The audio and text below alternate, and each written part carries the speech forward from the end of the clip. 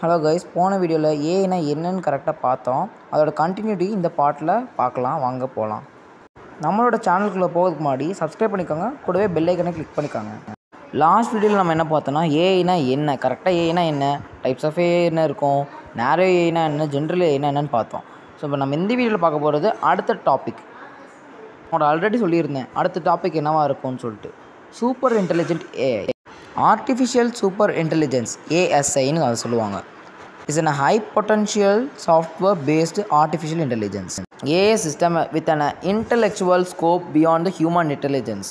At the most fundamental level, this super intelligence AI has cutting edge cognitive functions and highly developed think skills, more advanced than any human.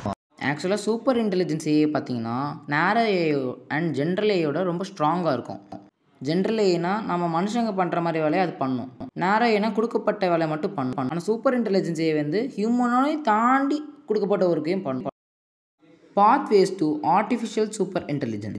Advancement in computer science, computational power and algorithm are a few key factors fueling speculation about ASI.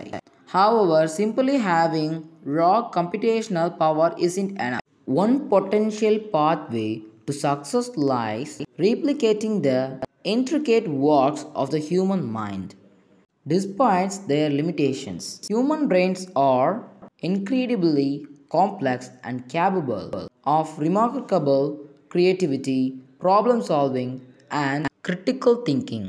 AI, while exceeding human beings in certain areas, still struggles to match the human ability to learn and to adapt new situations. Computer science என்னென்னு நீங்கள் வந்து சின்ன கிளாஸ்லேருந்தே படிச்சுட்டு இருப்பீங்க. Computer கண்டுபிடிச்சது யார், computer எப்போ வந்தது, எந்த மாதிரி கம்ப்யூட்டர்லாம் இருக்குது, கம்ப்யூட்டரில் எந்தெந்த மாதிரிலாம் பார்ட் இருக்குதுன்னு தான் பார்த்துருக்கோம். அட்வான்ஸ்மெண்ட் ஆஃப் கம்ப்யூட்டர்னு கொடுத்துருக்காங்க. இதுக்கு அர்த்தம் என்னென்னா, அட்வான்ஸ்மெண்ட் ஆஃப் கம்ப்யூட்டர்னால் இப்போ உள்ள ஏஐ தான் அட்வான்ஸ்மெண்ட் ஆஃப் கம்ப்யூட்டர். உங்கள்கிட்ட நான் ஆல்ரெடி சொல்லியிருந்தேன் சூப்பர் இன்டெலிஜென்ட் ஏஐயால் ஹியூமனையும் தாண்டி கொடுக்கப்பட்ட ஒர்க்கையும் பண்ண முடியும்னு சொல்லியிருக்கேன். அதுதான் அந்த critical thinking, problem solving, etcetera. Benefits of artificial super intelligence. The technology that goes into developing an ASI would transform the way the world works at the fundamental level. And some says that ASI will be the last invention humanity will ever invent. The benefits of such technology are science fictional like in their implications. In essence, an ASI would be an inexhaustible. So நம்ம 6th 7th 8th எக்ஸாஸ்டிபிள்னா என்ன, இன்எக்ஸாஸ்டிபிள்னா என்னன்னு சயின்ஸில் படிச்சிருப்போம். ஒரு எக்ஸாஸ்டிபிள்னா என்ன, மனுஷனால் use பண்ணி அழியப்படுறது தான் exhaustible. For example coal and petroleum. இன்எக்ஸாஸ்டிபிள்னா மனுஷனால் அழிக்கப்படாத பொருள், சோலார் எனர்ஜி அண்ட் வின் எனர்ஜின்னு வச்சுக்கோங்க. அதாவது ஒரு சூப்பர் இன்டெலிஜென்ஸ்னால் சூப்பர் கம்ப்யூட்டர் விச் அவைலபிள்ஸ் 24/7, 24 மணி நேரமும் அதோட ப்ராசஸ் நம்ம என்ன கொடுத்துருக்கோமோ அது ஒர்க் பண்ணும். நம்ம கொடுக்கப்பட்ட ஒர்க்கை எவ்வளோ க்ரியேட்டிவாக இன்னோவேட்டிவாக பண்ண முடியுமோ பண்ணும். பிசிக்ஸ்ல ஒரு இம்பார்ட்டன்ட் டாபிக்காவே இது இருந்திருக்கும். ஆனாலும் இது ஒரு புரியாத விஷயமா தான் இருந்திருக்கும். ஏன்னா இது சொல்றதுக்கு சிம்பிளா இருந்தாலும் ரொம்பவே காம்ப்ளிகேட்டடான ஒரு டெக்னாலஜி. இந்த ப்ராசஸ்ல நியூட்ரான்ஸ் ஒரு நியூக்ளியர் ஃபியூல் கூட பம்பார்ட் பண்ணப்படுது. இங்க ஃபியூலா இருக்கிறது பாத்தீங்கன்னா யுரேனியம். இந்த யுரேனியம் ரொம்பவே டேஞ்சரஸான ஒரு மெட்டல்னு நீங்க கேள்விப்பட்டிருப்பீங்க. இந்த யுரேனியம் நமக்கு எப்படி கிடைக்குதுன்னு பார்க்கலாம்.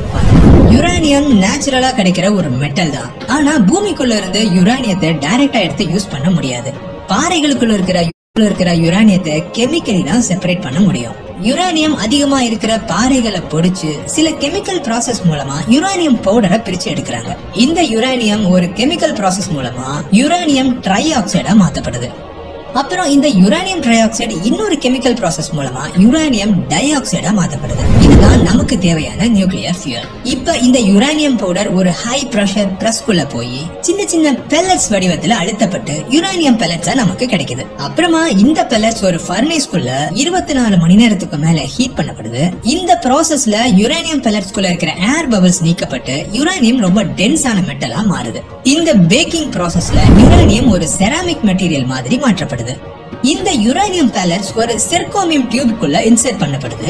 இங்க சிர்கோனியம் ஏன் யூஸ் பண்றாங்கன்னா, சிர்கோனியம் ரொம்பவே ஹீட்டை தாங்கக்கூடிய அப்புறம் துருப்பிடிக்காத ஒரு மெட்டல். அப்புறமா இந்த நியூக்ளியர் ஃபியூஷன் நடக்கும்போது இந்த மெட்டலுக்குள்ள நியூட்ரான்ஸ் ரொம்ப ஈஸியா பாஸ் பண்ணி போக முடியும். சோ இந்த சிர்கோனியம் மெட்டல் டியூப்ஸ்குள்ள நம்ம யுரேனியம் ஃபியூயல் அடைக்கப்படுது.